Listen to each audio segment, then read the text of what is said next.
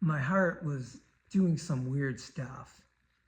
It almost felt like somebody let some butterflies in my chest. It was really weird. In this video, I want to talk about day 11 and day 12 of my hospital stay. And day 11, I woke up and my heart was just doing some weird stuff. Now, the prior 2 days, right after my bypass surgery, everything felt okay. I was feeling real good. But this morning, not so good. It was really weird. And nurses did come in and they were looking at it, and I could see on my monitor, it was like changing colors. So I was going into some weird heartbeat, A-Fib stuff. And man, that was such a downer because I've never really felt that before and everything was going so well. So they gave me some different medication to put in, and they said they'll see how this will do. It was tough. I mean, so I had to say some prayers and I had to say, okay, calm down, relax, breathe easy. It was cool because my wife was there and we were talking about her jeans that she couldn't find, and she thought hospital laundry took them. So that took away from my thoughts of the way my heart was beating. So I was talking to her a lot about the jeans. You know, I asked her, did you look everywhere? The room's not that big. No, I checked the whole thing. I think they took it. And I said, I made a mistake of saying about buying her a new pair, because then I heard about how difficult it is to find the right type of jeans that fit you and everything. So it was really kind of a nice little diversion from what was happening to me. So as the morning progressed till noonish or so, I was still getting this on and off, and I could actually feel it and then look at the monitor and see that it changed something, you know. And again, they kept checking on me, and man, what a terrible feeling, especially if you're not used to it. Then kind of a cool thing happened. One of my cardiologists stopped in and he was talking to me about it. He said certain medication they're going to give me maybe to take for a week when I get home. Now he's talking about still having me go home tomorrow, which was kind of weird at that point because when I was feeling this, I thought, man, I don't want to go home yet. I want to stay here where all the professionals are to keep an eye on me. But then he said, don't worry about it. He said 65 to 70% of the patients that have had bypass surgery, especially quadruple bypass surgery, have this happen to them for a little bit. He says he doesn't think it's going to last, that I was going to be okay. And whether he was going to be right or not didn't matter, but I felt so much better just having him say that to me. It was so cool. It was just a whole different mindset for me. I dealt with it better and I thought more in a positive light.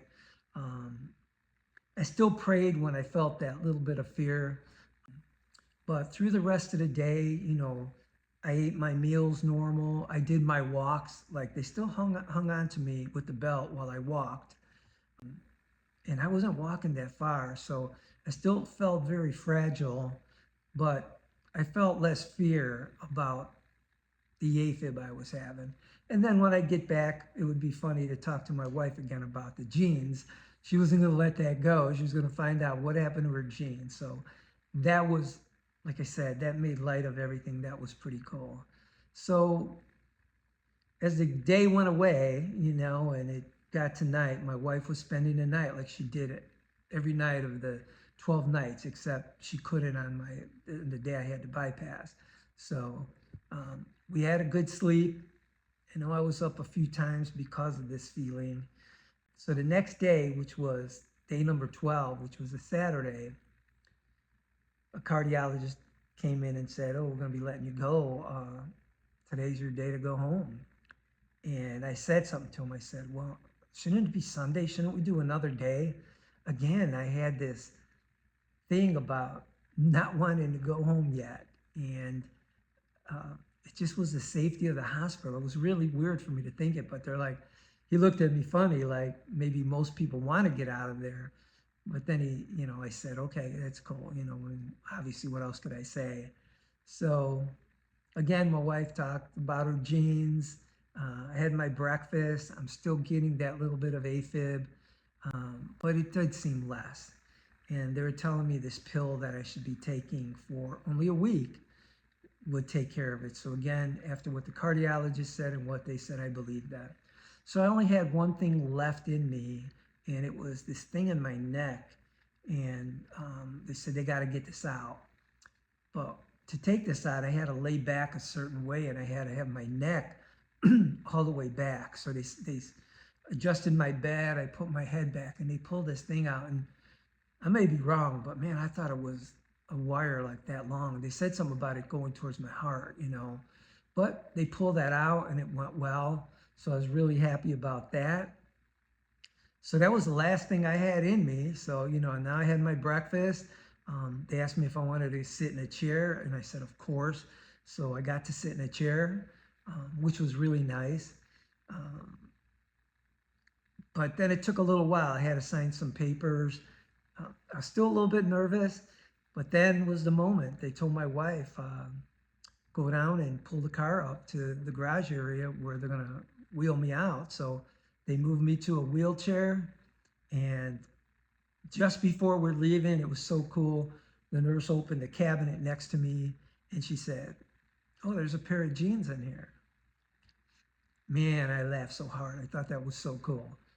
I told her the story, and she got a kick out of it too. So I think she was excited to wheel me down to my wife just to show her the jeans. So she wheels me out, and it was so weird to be leaving this place that I've been for 12 days.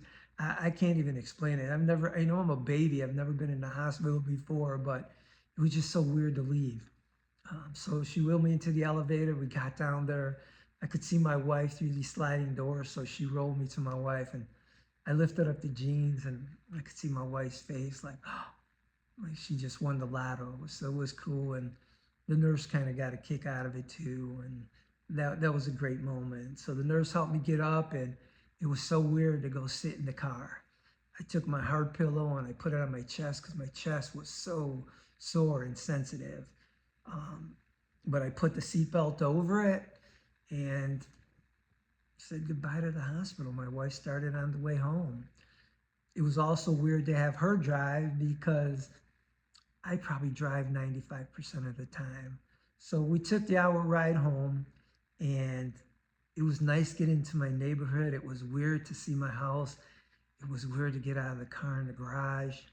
Everything felt so foreign. But when I stepped out to walk, I still realized how fragile I was. So I had to really be careful. And I had to get up a couple steps to get in. And it's a little bit of a challenge. I hauled on, and I got to this seat right here where I'm at, which is a recliner, which actually became my home for the next 2 weeks. So it was nice being home. My family came by. My daughter was sitting with me, who's a nurse, and my son-in-law and my wife went to Walgreens to get my many pill subscription, which I needed to have badly. So I had a little bit of A-Fib when my daughter was there, and I thought, oh, please, let's not have this. And it was nice. My granddaughter put my compression socks on, which they were hard to get on. So everybody was helpful. I was really happy to be home. I was nervous. The cool thing about it is that was the last day I felt that A-Fib, which was nice.